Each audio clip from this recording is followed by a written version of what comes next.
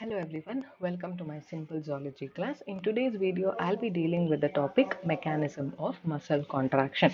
This mechanism of muscle contraction will be best explained by one of the theory, and the name of the theory is sliding filament theory. Okay, now what is the major agenda of this sliding filament theory is that sliding filament theory will make us understand how the contraction of muscle fiber takes place by the sliding of thin filament over the thick filament, that is by the sliding of actin filament over the myosin filament.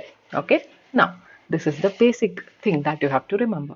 Apart from that, how does the steps takes place? That is, muscle contraction will be initiated by the central neural system itself via the motor unit. Now, what exactly is motor unit? Motor unit is nothing but motor neuron along with the muscle fibers connected together. They form the motor unit. Okay.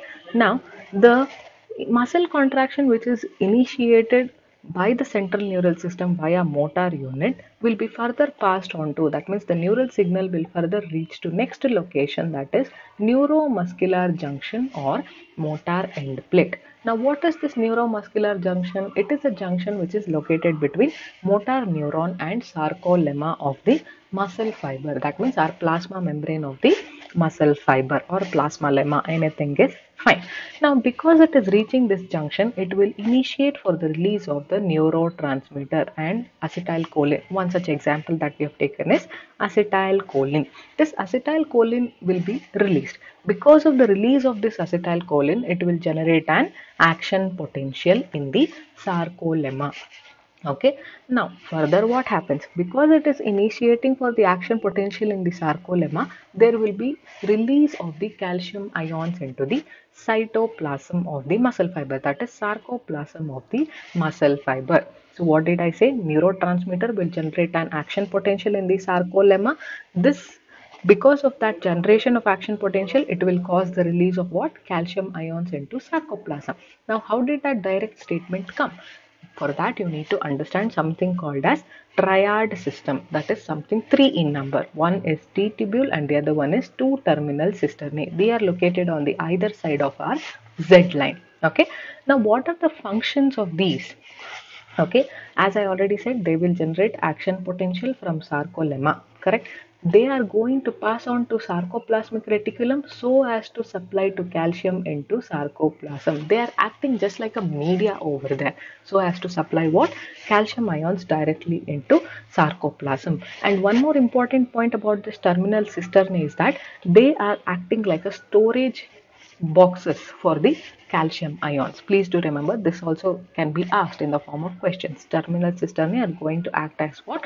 Storage system for the calcium ions. So now hope you understood that how does this directly release the calcium ions into sarcoplasm, and the credit goes to the terminal cisternae. Those T tubules, they are acting like a tubules to supply the calcium ions directly into the sarcoplasm of the muscle fiber.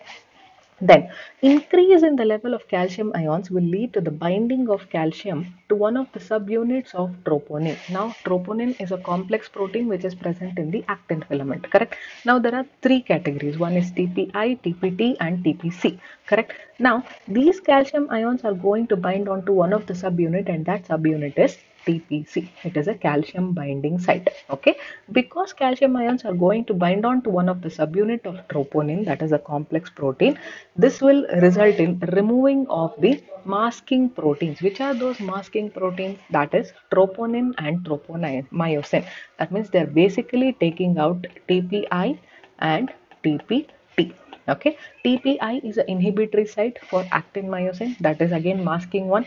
TPT is again troponin and tropomyosin, that is also again masking site. So what does this calcium ion do? They'll ultimately wash off the masking proteins, that is troponin and tropomyosin. So remember, this also again in the form of question can be asked, which are the masking proteins, and the answer is troponin and tropomyosin. Now, because of the removal of these masking proteins from the active sites, what will happen? Now, you know that on the myosin head there are two sites. One is ATP binding site and one is actin binding site, correct? Now, the actin binding site will get exposed, correct? Using ATP in the form of energy from the myosin head, myosin goes on to bind onto the exposed active sites which are present on the actin filaments. So what happened now? Actin filaments got exposed which are present on the myosin head.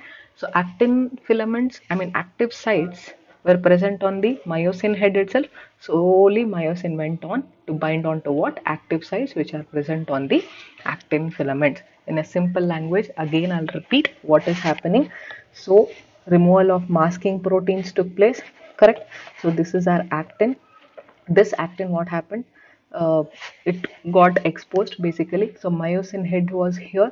So myosin head had got two sides. One is ATP binding site, the other one is actin binding site.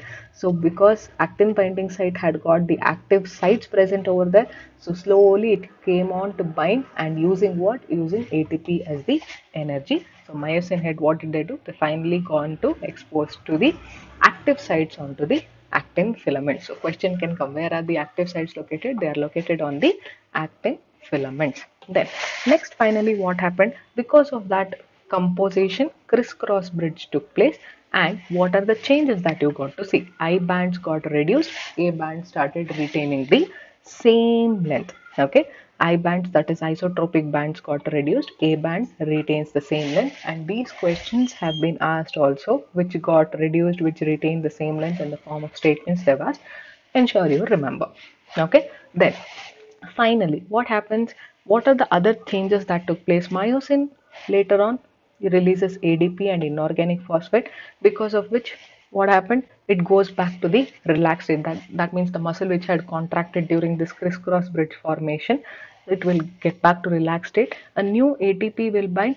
So because of that new ATP is bound over here, the crisscross bridge will be broken.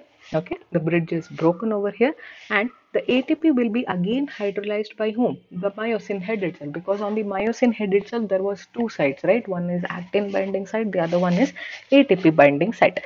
So again the cycle of the crisscross bridge formation will start doing its further work. That means again the whole story will repeat. The one which was relaxed will again start doing the work. Okay, this is important point which I've written over here, that is, process is continued till the calcium ions are pumped back to the sarcoplasmic reticulum, which result to the masking. Now you know in the triad system, right? So calcium ion has to go back to that terminal cistern, that is the storage box I was telling, right?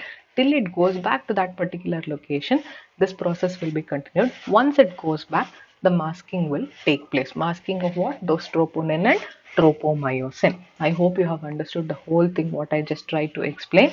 So here if you can see in the diagram also, detachment took place, then hydrolysis, that is ATP, using ATP as an energy. The active sites which are present on the actin filaments got exposed, because of which myosin head went and attached to the actin filaments, resulting in crisscross bridge formation. And then there was a reaction of what? Muscle contraction. And then finally loss of ADP. If you can see over here, the same point, myosin is going to release what? ADP and inorganic phosphate, so that what will happen? It will go back to the relaxed state. Again the power stroke, that means everything is detached. Again a new ATP will bind. The same point whatever I've mentioned in the form of diagram, it's been mentioned over here, so need not have to worry. I hope everything is crystal clear about the mechanism of muscle contraction. If you have liked my video, please like, share and subscribe. Thank you.